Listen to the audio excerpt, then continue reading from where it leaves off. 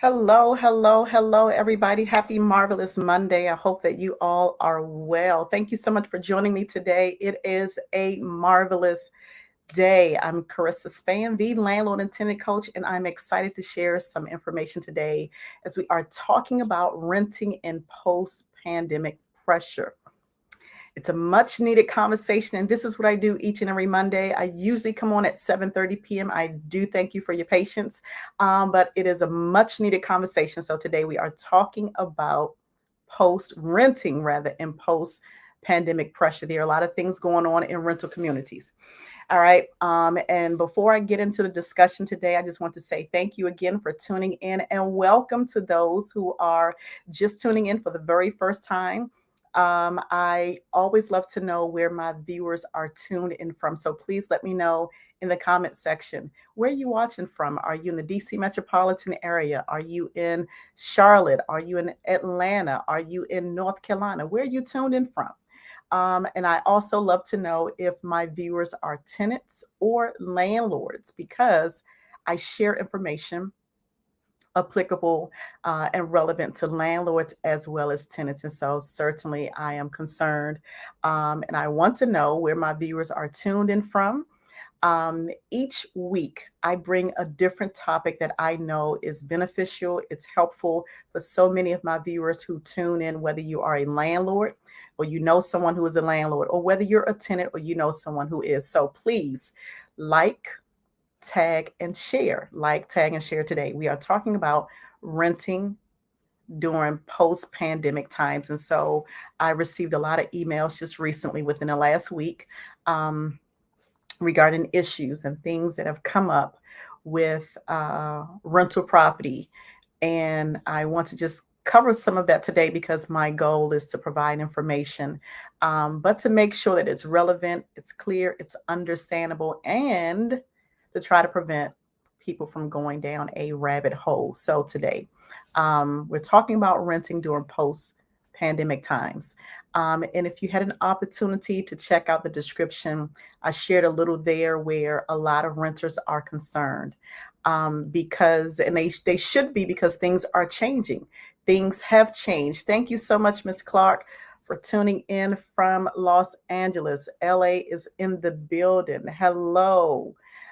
Miss Appointe from New York. All right, New York and DC and LA is in the building. Listen, one of the things that I love to do is I just love to share information for those who are watching. You've been following me over the past weeks or months or the past year. You know that this is a passion of mine to talk about things that are going on in the rental community. All right. So as we are coming out of the pandemic, all right. So, a lot of people may not be aware how the rental community has been significantly impacted because of the pandemic. There was a point in time that there was a national eviction moratorium in place that meant that landlords could not take tenants to court for non payment of rent. That meant that tenants were able to not pay their rent because their finances were impacted or possibly impacted. Okay, I'll say that because we know that sometimes people will take advantage of systems and things that are in place. But there were resources available in the community, and just depending on where the rental property currently is, there still may be resources available for tenants who have not paid rent.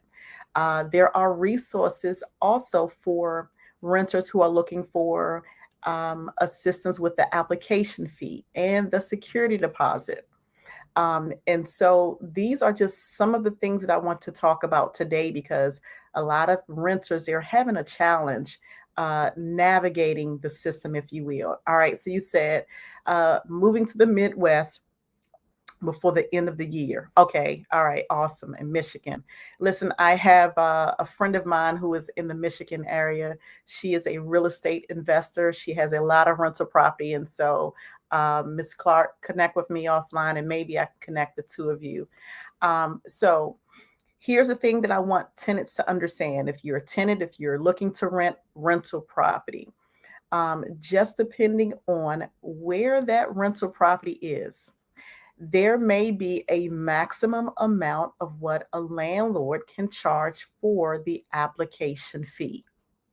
I've received so many complaints and inquiries from renters who are complaining. They're saying, listen, Karissa, I'm applying for rental property, but these application fees are $200.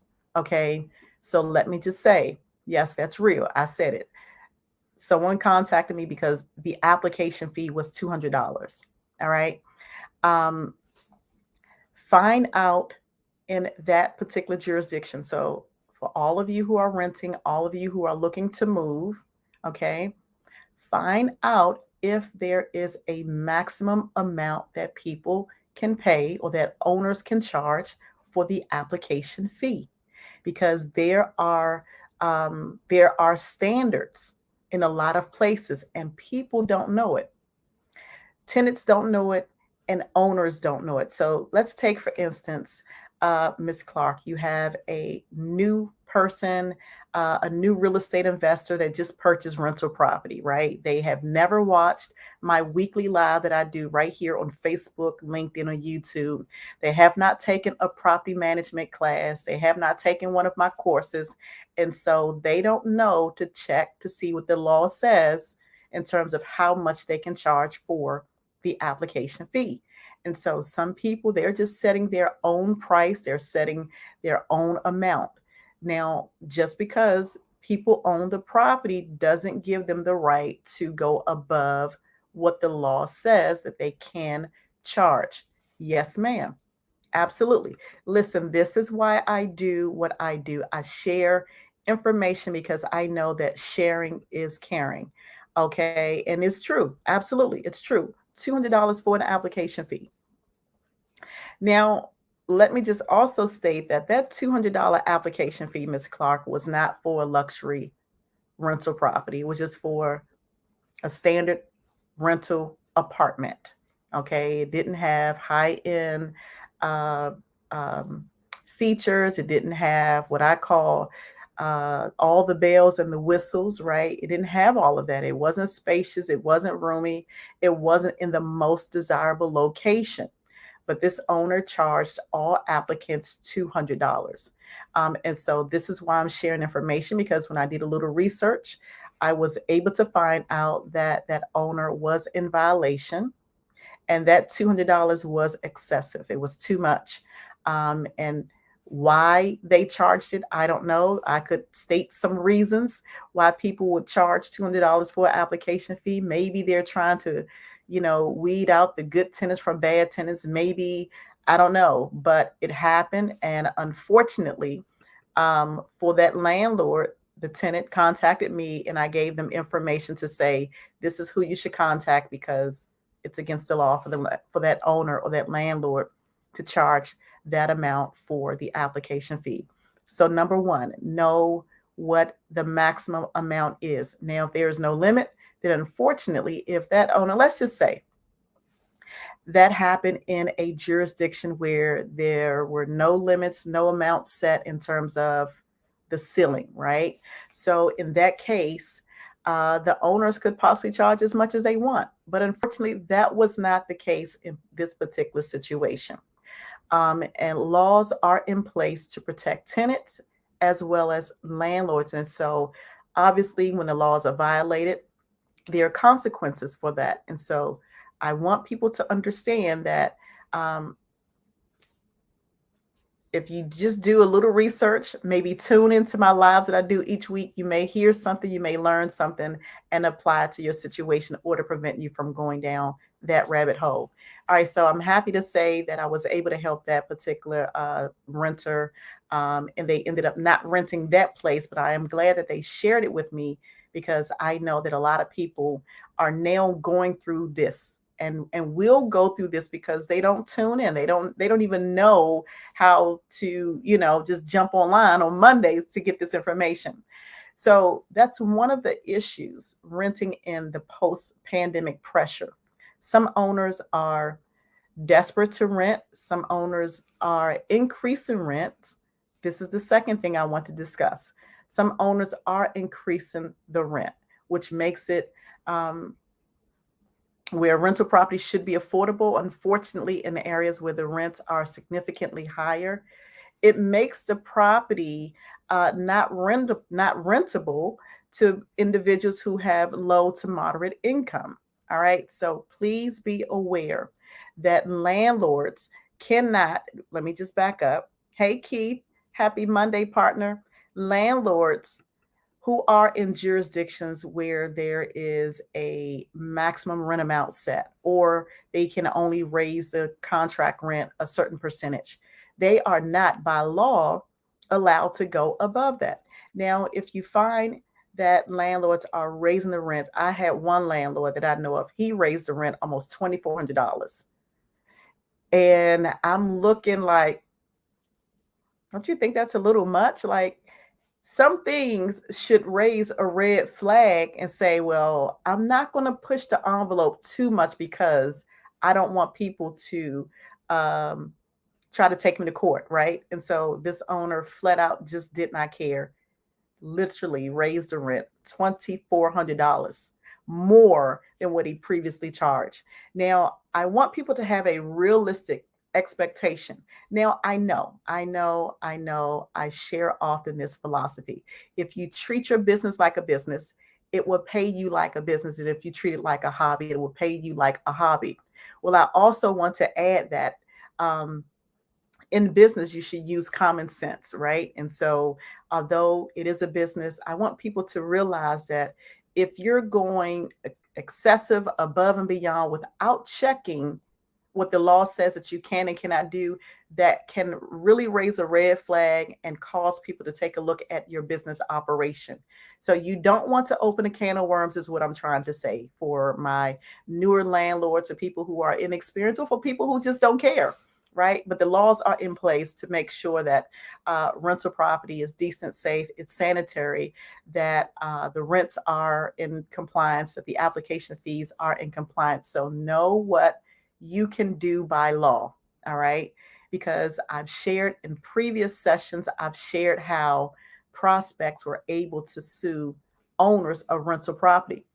I didn't say that they're tenant. I said that prospects were able to sue owners in property that they never lived in before because a lot of tenants and the rental community, they are a lot more educated today. And because tenants do have rights, sometimes renters understand their rights more than owners or landlords do. And so that's why I'm sharing this information.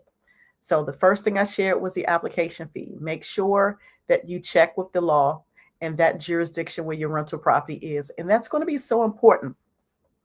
It's important, and this is why I'm sharing it, because I have rental property. I've managed thousands of property over the years. I've been in the industry for almost 3 decades, but I've managed so many properties, so many doors, and from one jurisdiction to the next, the application fee, the rental amount, the laws and things that go along with renting property, it changes. It varies from one city, one state to the next. And so you always have to be on top of what the law says that you can and cannot do. All right. So here's the third and final thing as we're talking about renting in post-pandemic pressure.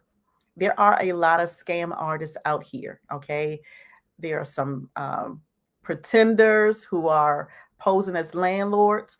There are also scammers who are professional renters. That's the best way that I could describe it. So let me just talk about the scammers who are posing as landlords. Usually, it could be a scam if you have never met the person and they ask you to send money, right? They'll say, well, send me money by way of PayPal or um, I can't remember. There's another, Keith, if you're still on, there's another option that Western Union, that's what it is, Western Union. They'll say, well, send me the money by way of Western Union and I will send you the keys. They'll FedEx the keys to you, right? Um, that could be a scam. If you haven't met the person and they're asking you to send money, you haven't seen the property, or they tell you, well, send me $500 and I will send you the code to get into the rental property. That could be a scam. Please be careful. Here's what I do know. Sometimes scammers will take a look at rental property that's online and they will duplicate that listing and put their name and information on it. Now, it's not to say that the rental property is not available. It's just that sometimes you have uh, almost like identity theft where they are stealing the identity. So they'll see that the rental property is available. It's it's for rent, and they what they'll do is, let's say for instance, Miss Clark, that the rental property rent is, let's say, $2,000, right? Nice apartment or nice home for $2,000, and they'll come online, they'll copy all the pictures, they'll repost everything, and they'll drop the rent down to maybe $1,000. Let that be a red flag. If the rent is too low and if it seems or sounds too good to be true, please check that. All right. Please confirm that you're actually responding to the true person that's renting the property, right? So never send money. You haven't seen the property and they tell you they're going to mail you the keys. What happens if you mail the payment to them and they never send you the keys? You can't get your money back. And this happens each and every day. There are more and more scammers popping up, and they are making a business out of ripping people off. So please be careful. Don't allow yourself to go down that rabbit hole. Remember some of this information that I'm sharing with you and share it with others who are looking for rental property, right? As we are talking about renting in post pandemic pressure, a lot of people, they're looking for a place to stay. And obviously, they want the best bang for their buck. So if they can find a place, right, that's reasonable, if it's in their price range or be beneath or below their price range, and obviously, they want to rent it. But please be careful with that. That's right, Miss Clark. Or it's in a bad neighborhood with a cheap rent. Listen, and that happens. That does happen all the time. Hey, Sheena, thank you so much for tuning in, beautiful. So what I want people to also understand, right?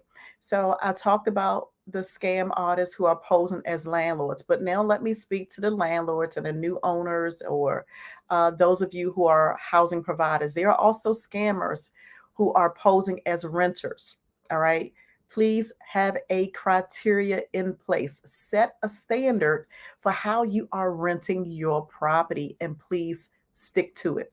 Okay. So if you notice that there are red flags, right? So let's say, for instance, Keith Childs, he's a real estate developer.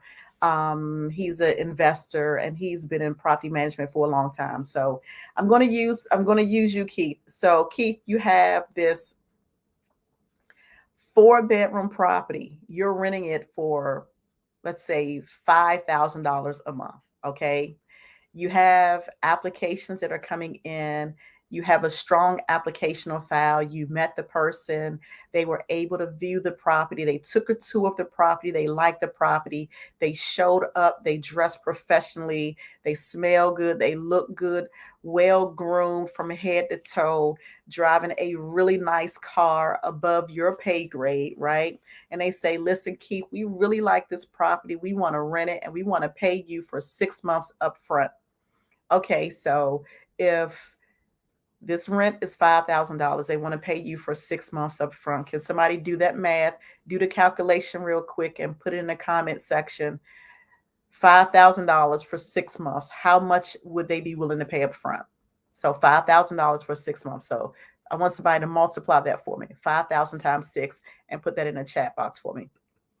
All right, so let me go to your comment. Ms. Clark, you said, my best friend would check the places for me in person since he lives there and knows where the bad areas are in the Detroit metro area. Listen, that's a great thing. And I'm so glad that you have someone who can help you out, because here's the thing.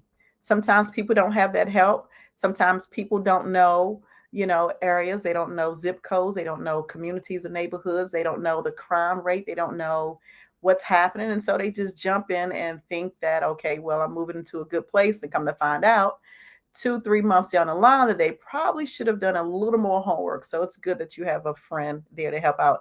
Hey, Pete, you said that's how those dudes dress walking into the dealership with bad credit. Absolutely.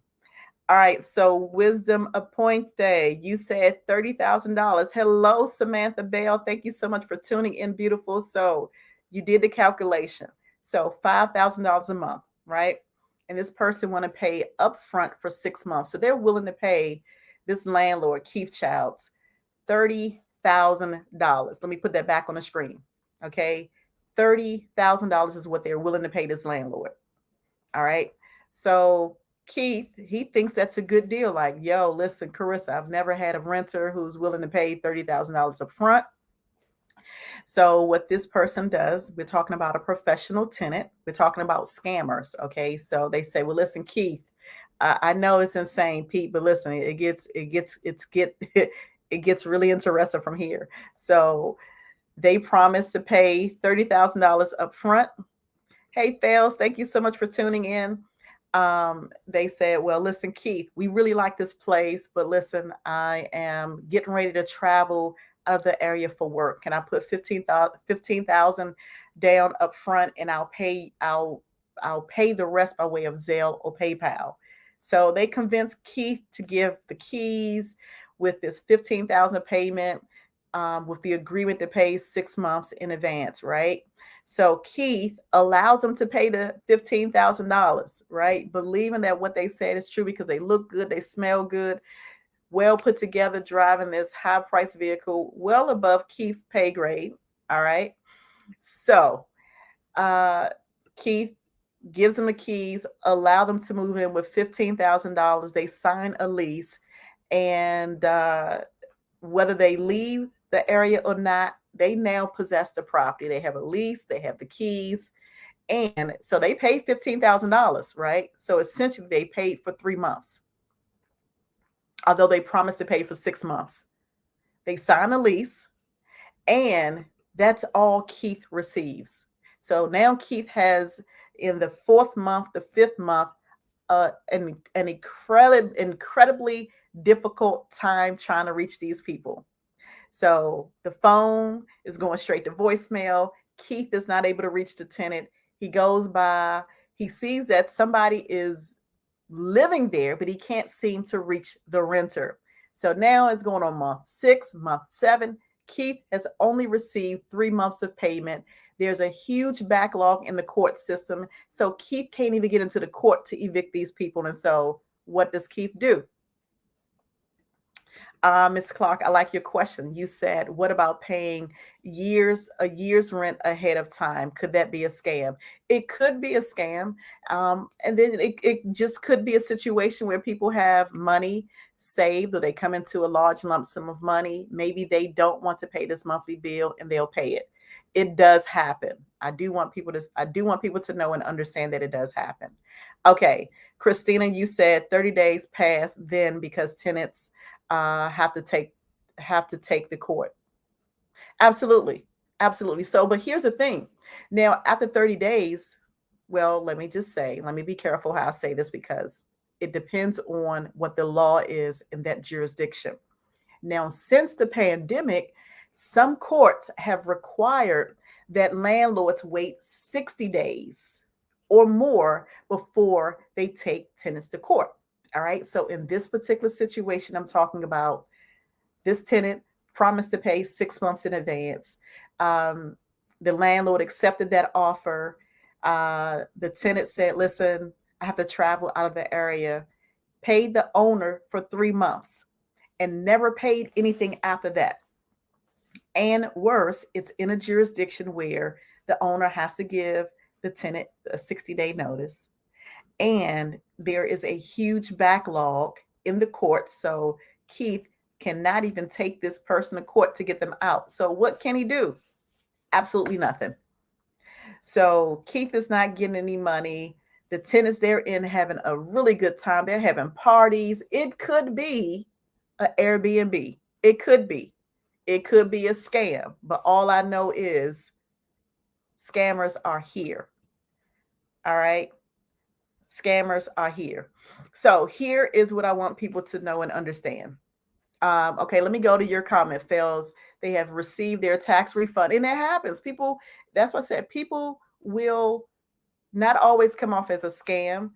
People can get their tax refund. Or like I said, they can come into a large sum of money, or you have some people who, they save their money. Maybe they're like me. They do good with saving money, and they could afford to put a large lump sum down.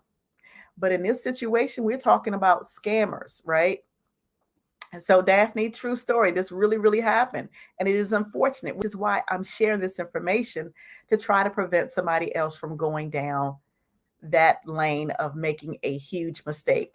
So, Christina, you said then you have tenants that will buy, release the unit, and disappear. Absolutely. They will sublease it, they'll rent it out to somebody else. Listen, I had a young lady. I was taking her to court, and so she was leaving the property. So it was over the weekend. She had moved all of her stuff out, but my team realized that somebody was moving their stuff in. So they reached out to me and they say, Karissa, we know that the tenant was moving out, but did you know somebody was moving in? Like, did you lease it up? I said, no, I didn't lease it up. So thankfully and fortunately for me, I have a team who understands how to handle business. So they went there, and they talked to the people who had moved in. And so what happened was the young lady moved out, gave the keys to her brother, told her brother that he could stay there. He just had to give her, like, I think it was like $800 a month. Like, her rent was next to zero, right? She was paying less than that, but I think it was a 3 or 4 bedroom rental property. And so she was going to sublease it and let her brother stay there. So my team, they went, and there were some police officers in the area, so they were smart enough to say, hey, listen, we have a situation, can you go with us to the rental property? So they went to the property, they knocked on the door, and the brother answered the door, alarmed and surprised that the police was at the door, right? And so my team, they say, hey, listen, we don't know who you are, but we know that you're not the leaseholder. Do you have a lease for this property? So they looked up and they saw the police there. They got scared. They're like, wait, we don't want to go to jail, right? And so they voluntarily left the rental property. Now, that was a good thing for me. That's why I said, fortunately for me, right? But let's just say they refused. Let's just say they didn't open the door or they refused to leave the property. That meant I would have had to pay money, spend thousands of dollars on an attorney, wait for the courts to finally give Karissa a court date to get these people out of the rental property. I would have been out of money. Okay. And so this really does happen. People will sublet, they'll sublease it, they'll rent it to somebody else. I know people who have done it personally. They have rented the property to somebody else, did not tell the landlord, did not tell the owner, and this happens all the time. So please let this not be a surprise. It happens all the time. So you said PG requires 10 days notice before filing for court. That's PG. I love that PG is doing that, but that is not the situation for everybody throughout the United States. And there are a lot of people tuned in from different areas. We have New York, DC, Virginia, Carolina on here, and the laws are different just depending on where the rental property is. And so that's really what I wanted to share today, because I want people to understand and know that desperate times calls for desperate measures. A lot of people are looking to rent, so they will do anything in their power to get into rental property if they are that desperate. And there are a lot of owners that are looking, right? There are a lot of owners who are looking to rent, but there are a lot of people who are posing as owners who are actually scammers. So please, please, please make sure that you pay attention. Please share this information with somebody who is a landlord or a tenant. Daphne, you said pray, document, and keep your cool. Absolutely. Please, if you know the power of prayer, please pray. Please document everything. Make sure that you have your documentation.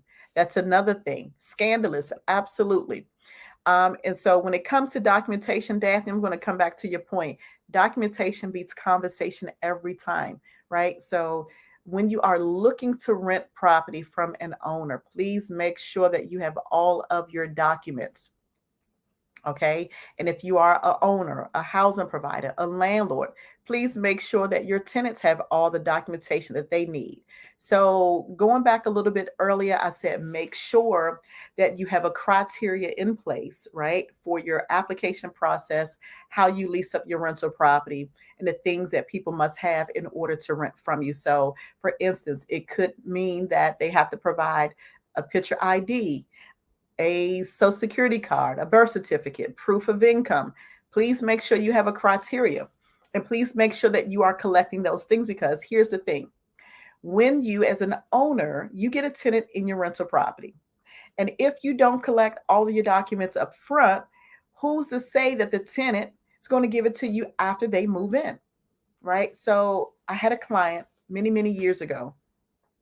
They didn't take my advice. They owned the property and they felt they could do whatever they want, and they could because they owned the property, right? So they hired me and they did not listen to the advice that they paid me for. But again, that's their business, right? And they decided to go against my recommendation to have a criteria and an application process. So they did not collect all the information. They didn't have all of the vital documents that I just named, the birth certificates, social security cards, and picture ID for all adults 18 and over. So at some point, because they didn't listen to me, the tenant stopped paying rent. And the tenant was running some sort of drug ring, crack house, some sort of situation was going on. I don't know what it was, but it was illegal. Let me just say that. And this owner had to take the people to court. The owner did not have the tenant's information, right? The owner did not know if the people were in the service. The owner didn't know if they worked. The owner didn't know if they had a bank account, because not only did they not collect the vital documents, they did not even have the tenant to complete an application. So I question, how do you even know who's in your rental property, right? So please make sure that you are collecting documentation. Please make sure that you have a criteria, because if it's not in writing, it doesn't exist. So put it in writing, hold yourself to it, hold your tenants or your renters to the standard that you've set for your rental property, but just make sure that you're not breaking any laws in the things that you are setting in place. When it comes to the application fee, hey Dee, thank you so much for tuning in. So we're talking about renting in post-pandemic pressure. I talked about the application fees. Make sure that the application process is, you streamline the application process. Hey, Shanita, happy Monday, beautiful. Make sure that the application fees are not breaking the bank. Make sure that they are not going against whatever the law says that you can charge, because if there's a maximum amount, let's say it's in an area where the law says you cannot charge more than $75 for the application fee. So if that's the maximum amount, that means you cannot charge $200, right? Make sure that you are not violating the law when you're increasing your rent, right? So just know what the law says that you can and cannot do. And so hopefully this helps somebody, whether you are a tenant, whether you are a landlord.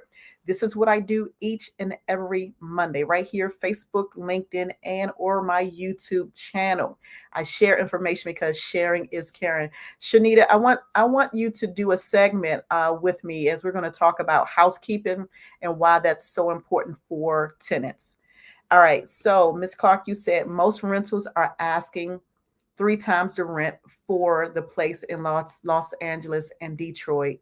I'm assuming that's legal. Wow. So let me do this. Let me check. Let me see what the law says. Landlords can charge, because in some areas they can charge, for instance, for the security deposit, they can charge first month's rent, last month's rent. So it just depends, but I will do some research. I don't know offhand, and I don't want to give information that's incorrect, but come back next week and I'll give the answer. I'll follow up, or check with me offline. Let me pull up my email address. If you email me, I will definitely follow up with you. And then I'll share my response publicly for everybody else who may want to know the answer to that question. If in LA, now listen, I know that LA is expensive. I have family in LA, but email me, right? And I'll follow with you. So this is my email address, karissaspann@gmail.com. Email me and I will definitely get you that information. All right, so I want to thank you all. My time is up. I thank you for yours. Please make sure that if you have not found my YouTube page, please find me on YouTube and hit that subscribe button so that you'll be the first to know when I am live and online. Again, this is what I do each and every Monday. I'm Karissa Spann, the landlord and tenant coach. Thank you for tuning in to Landlord and Tenant Talk.